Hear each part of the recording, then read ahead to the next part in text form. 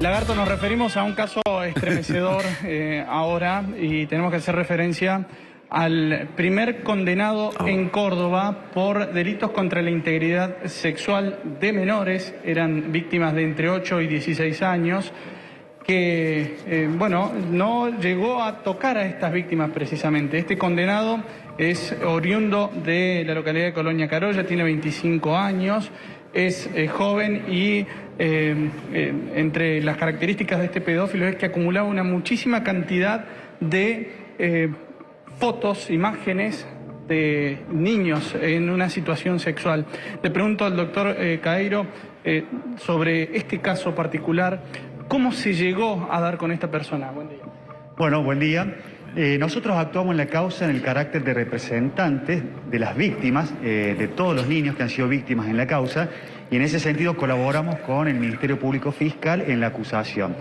La causa se originó por distintas alarmas. Una de ellas fue una que se hizo una denuncia en Estados Unidos que avisó de un tráfico muy grande de niños y niñas y adolescentes en situación sexual. Y otra fue una madre que descubrió en el teléfono de un pequeño hijo de aproximadamente 9 años que tenía el Facebook abierto, la sesión abierta, un mensaje que le llegó vía Messenger de esta persona en la cual estaba coaccionando, le estaba obligando a tener relaciones. De esta manera la madre empieza a ver los distintos chats y ahí advierte la manipulación que hacía esta persona mediante lo que se denomina grooming, es decir, que iba manejando la voluntad de sus hijos, induciéndolos a distintas prácticas, sacarse fotografías y ponerse en situaciones sexuales. ¿Esta persona ya fue condenada? ¿Está detenida desde hace un tiempo? Sí, está detenida aproximadamente hace un año. Lo que ocurrió ayer en la Cámara Segunda, tribunal presidido por la doctora Inés Lucero, se hizo un juicio abreviado en la cual esta persona reconoció lisa y llanamente todos los hechos de la imputación y con ello se dictó el veredicto condenándolo a una pena de 14 años de prisión, que es una pena que estimamos que es conveniente según las pautas de mensuración que nos da el Código, y que todavía no se encuentra firme porque no están los fundamentos y todavía está abierta la etapa recursiva. ¿Se sabe el número de víctimas? No, hay un número que es indeterminado. Nosotros representamos en esta causa aproximadamente a 16 víctimas, que son las que pudimos contactar, pero estamos hablando de una causa que tendría hasta ramificaciones internacionales, porque una de las víctimas sería de nacionalidad venezolana, y además de la gran cantidad de fotos y videos que se encontraban en las computadoras y dispositivos que tenía esta persona, surgen que están involucrados niños de todas partes del mundo. Doctor, ¿cuál era la modalidad? Muy básicamente para tal vez advertir a los padres que están mirando del otro lado sobre la presencia de este tipo de pedófilos que pueden estar acechándolos a través de las redes sociales. Bueno, es muy bueno la pregunta. La modalidad es la típica que se hace en el grooming, es decir, esta persona simulaba un perfil falso en esta red social de Facebook, invocando, por ejemplo, ser un productor de un programa que los niños siguen mucho, programa Soy Luna, y que contactaba a los niños diciéndole que había un premio y que para ganar ese premio tenían que sumar puntos. Y la forma que sumaban puntos era sacando fotografía. Después también, por ejemplo, determinamos que se ponían nombres falsos, nombres de niños con fotos de niños o nombres de mujeres, y de esa manera lograba captar la atención del niño con mensajes inocentes al principio y después iba subiendo en el nivel de las exigencias. Claro, y les exigía fotos a cambio de algo y llegaba al punto en el que los extorsionaba, los amenazaba con que iba a filtrar esas fotos.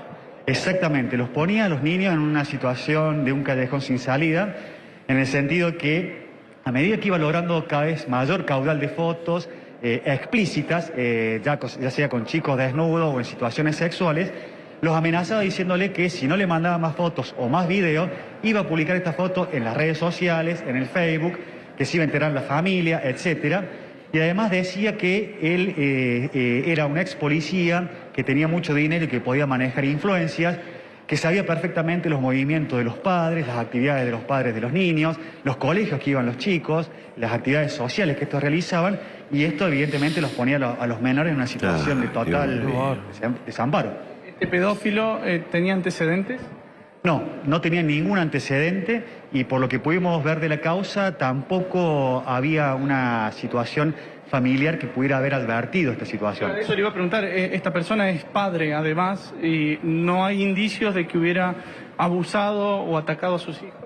Exactamente, no tenemos ningún indicio de eso.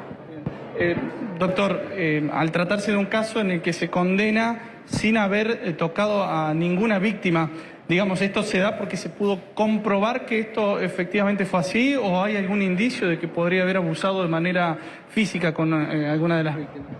Bueno, esto es algo que tiene de particular esta causa, que es un hecho en el cual se lo ha condenado por un abuso sexual con acceso carnal, en el cual la persona, el victimario, no ha tenido un contacto físico con la víctima. Esto se logró, todavía no están los fundamentos dados por el tribunal, pero por lo que pudimos advertir de la causa de la siguiente manera. Él torció la voluntad de dos hermanitos, justamente con este mecanismo extorsivo, y de esa manera logró que se practicaran sexo oral entre los dos niños. Él, desde el otro lado del dispositivo, mirándolos y dirigiéndolos, porque él les mandaba fotos y les mandaba videos de qué era lo que tenían que hacer los niños, porque obviamente estos chicos no sabían absolutamente nada. Y en esto hay que destacar que hay un precedente, ya acá en los tribunales cordobeses, en la Cámara Octava, de un hecho similar, pero no con acceso carnal, y además también el Tribunal Supremo de España, en una situación similar a esta, declaró culpable de abuso sexual también con acceso carnal, haciendo alusión a que actualmente en el mundo digital en el que nos movemos y en la virtualidad en la que estamos, es perfectamente asimilable de que una persona, determinando a otro para que haga estas prácticas, sea responsable por los abusos sexuales con acceso, como en este caso.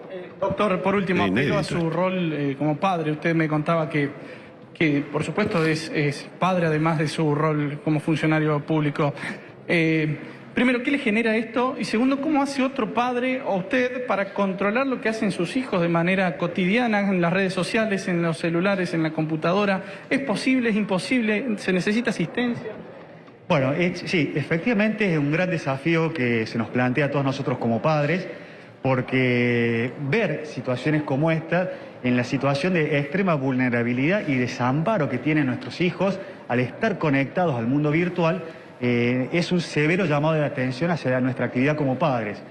¿A qué me refiero con esto? Que cualquier niño, ya sea menor de 10 años o mayor, como en esta causa tuvimos una menor de 16 años, una adolescente de 16 años que también fue coaccionada de esta manera, al tener un dispositivo digital, un teléfono, una tablet, una computadora, están conectados con todo el mundo.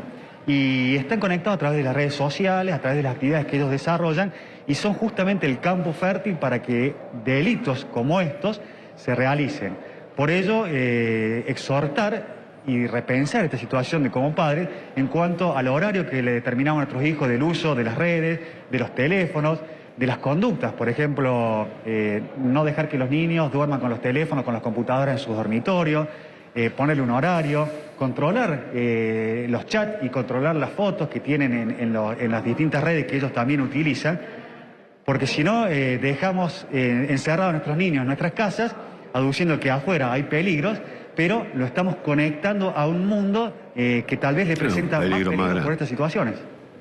Gracias, doctor. Bueno, muy amable. Bien, Lagarto, esta es la situación que resolvió la justicia y que, por supuesto, avanza la investigación porque, bueno, no se descartan mayores participaciones en el ámbito internacional, como señalaba el doctor. Sí, Andy, yo no sé si esto no es, sospecho yo por lo menos, para mí me parece inédito en la Argentina. No sé, podemos preguntar al doctor si este caso es inédito aquí en la Argentina, este fallo, digamos.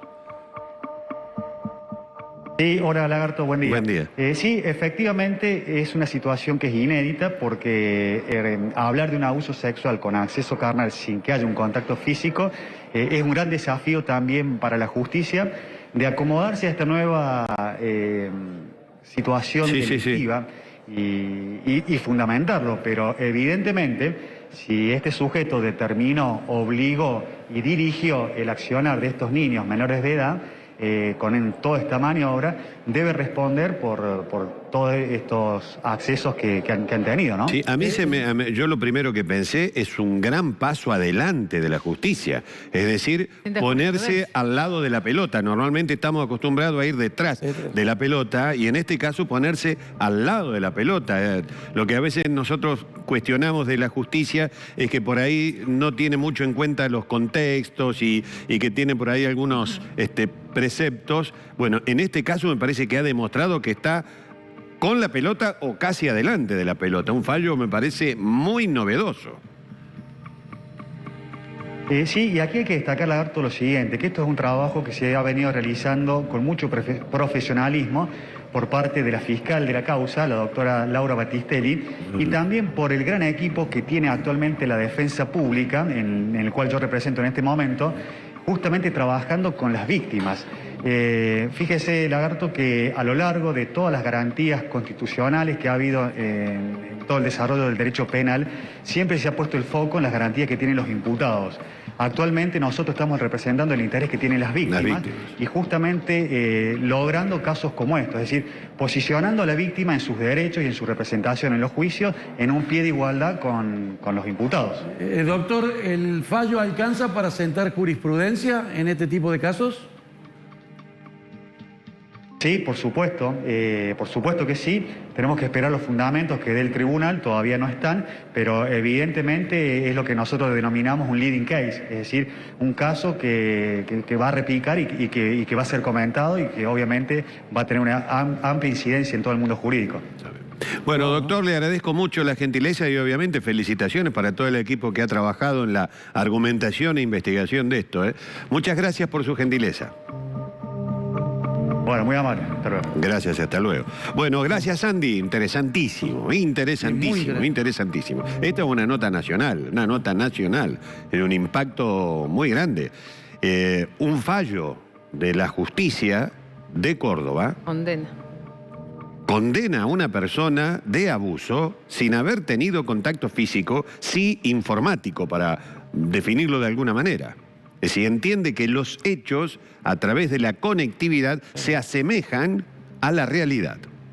Es un delito virtual. Un delito virtual. Bueno, la verdad que brillante, hermoso.